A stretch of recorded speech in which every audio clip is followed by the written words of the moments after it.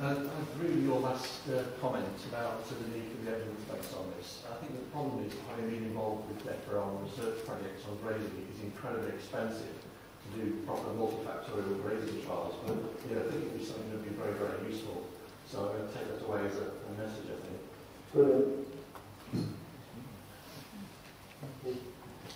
Could you just say who you are and where you come from when you stand up and ask questions, please? No pressure. John Reeves, RSGP Grazing Advisor. I'm interested in the brilliant. You talk fantastic, very interested. The connection with ground nesting birds and more grazing.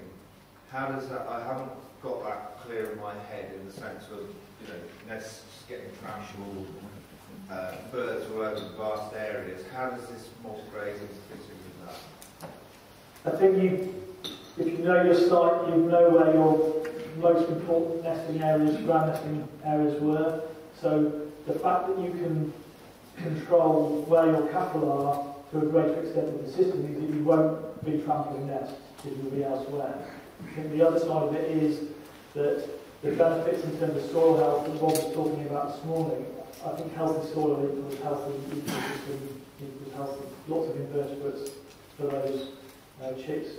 Have you looked, obviously different bird species wanting different swarm structures and different heights, etc.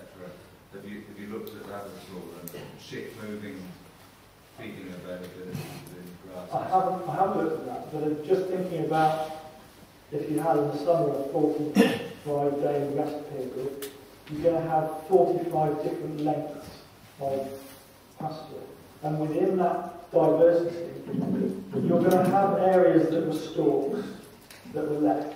You're going to have, and actually you're going to favour species like cockspur if you put rest periods in, which means you're going to get husky grass swallows, and that's going to increase diversity.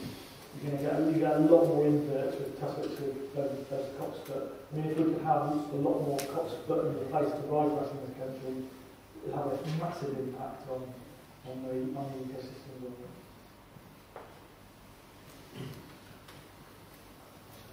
Yes, Nancy Reid, Wildlife Trust in Bedfordshire, Reserve Manager. I was just wondering if I've understood you correctly that having not necessarily strict grazing system with a daily bite, because we wouldn't be able to achieve that on some of our sites, not least because electric fence would just get nicked. Whether even if we were having a rest period of a month, 2 months, where we might not have it at the moment, just by moving the stock more than we might do, that would be beneficial. Is that correct understanding? Yes, I mean, if you increase the rest period, anything you do to increase the rest period is a good thing, I think. You've got to think about what's there when you're going into regraze, and whether you want to go in and regraze at that time. But it's got to be based around the objectives that you have for your site. What are the features of interest that you need to protect around that? So if you're talking about hay meadows or pastures or we're in Bedfordshire, calcareous grass is one of the kind of significant habitats that we've got. We do graze continuously in quite a lot of places. We'd need to go away and think about whether it would benefit it or not, because we've got a lot of problems with scrub regrowth and ragwort. And where we have grazed continuously, those things are under control.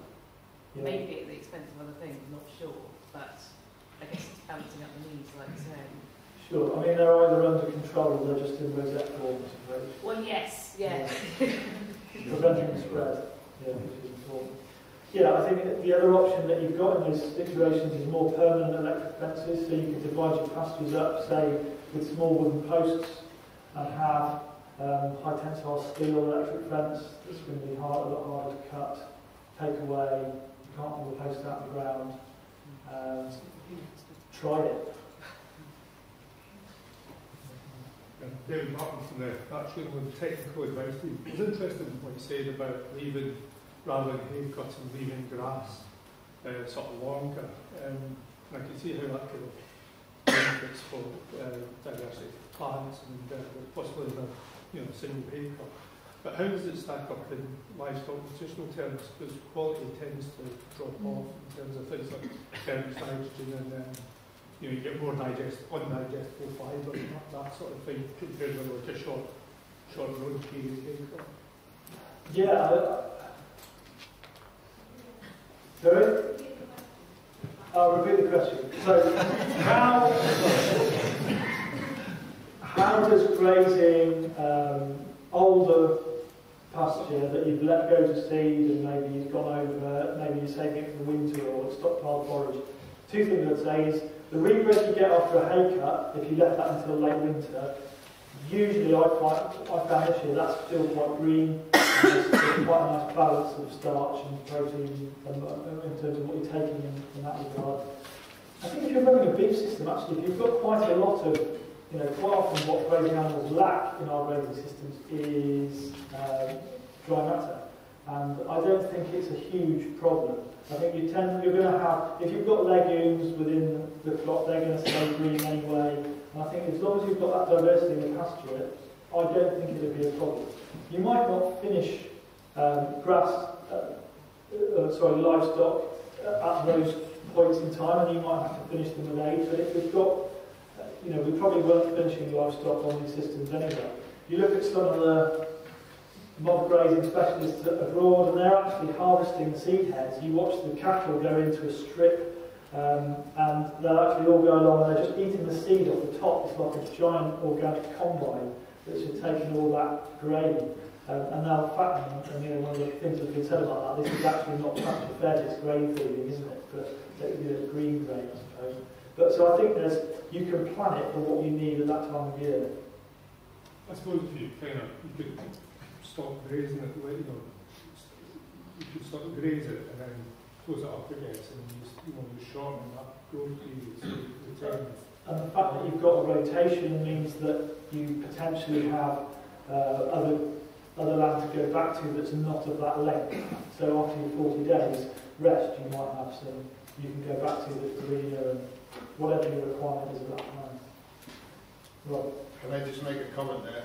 What you will tend to find we've done it with some pasture when we used to be autumn calving. We used to calve and store the pasture through sort of from July right through to Christmas. And if you've stored the pasture from earlier in the year, it will tend to fall over, and then the green stuff comes through in the bottom. So you've actually got quite a nice mix of sort of dead stuff, which is your hay on its feet, with the green stuff coming through. So the whole lot actually provides good feed by the time you get to it. Sorry, well, I'm just going to have to stop here. It's a really interesting, potentially contentious discussion.